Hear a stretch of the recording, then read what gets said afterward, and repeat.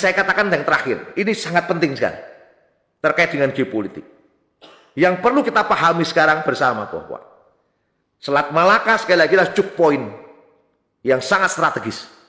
Dia berada antara Singapura dengan Kepri, Barelang, Batam, Rempang, Galang ya. Dan ini celah tersempit di Selat Malaka. Saat ini yang mendapat keuntungan besar dari celah sempit ini adalah Singapura, clear.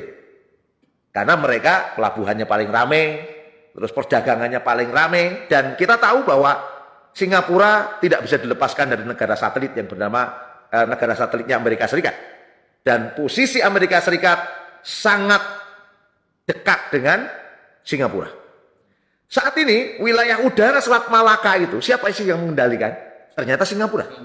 Angkatan udaranya jauh lebih canggih, kekuatannya jauh luar biasa. Dan yang menarik adalah wilayah laut sampai dalam,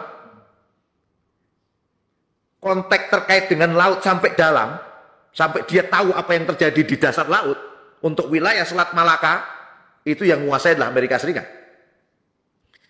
Relatif Cina belum memiliki kendali yang kuat pada wilayah tersebut.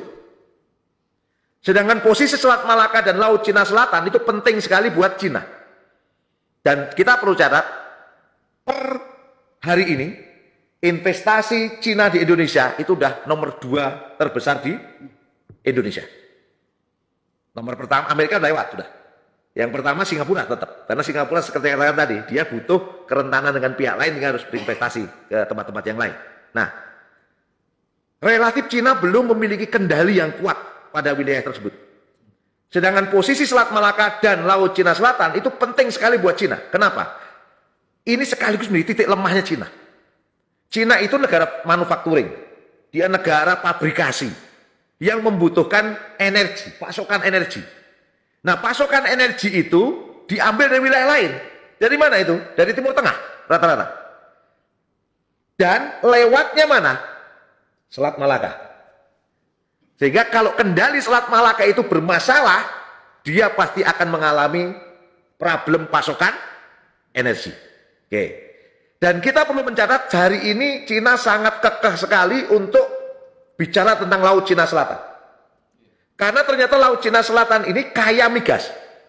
Dan kalau wilayah itu dalam kendali Cina, 40% dari kebutuhan minyak dan gas mereka sudah terpenuhi dengan baik di tempat itu. Oleh karena itu mereka sangat penting sekali untuk menguasai Laut Cina Selatan. Dengan apa yang mereka sebut 9 dash line. 9 garis putus-putus yang dimana itu bertentangan dengan semua negara yang lain. Ini yang terjadi hari ini.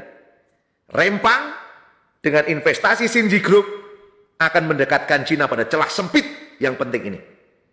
Dan berpeluang meningkatkan pengaruh Cina di wilayah tersebut. Dan akan memperkuat kekuatan geopolitik Cina di wilayah terpanas di dunia ini. Isu Rempang ini menjadi naik sampai level internasional. Diduga ada desain di belakangnya. Ujungnya investasi Xinji Group akan dipindah ke Johor. Di mana kita tahu bahwa Johor ini Malaysia.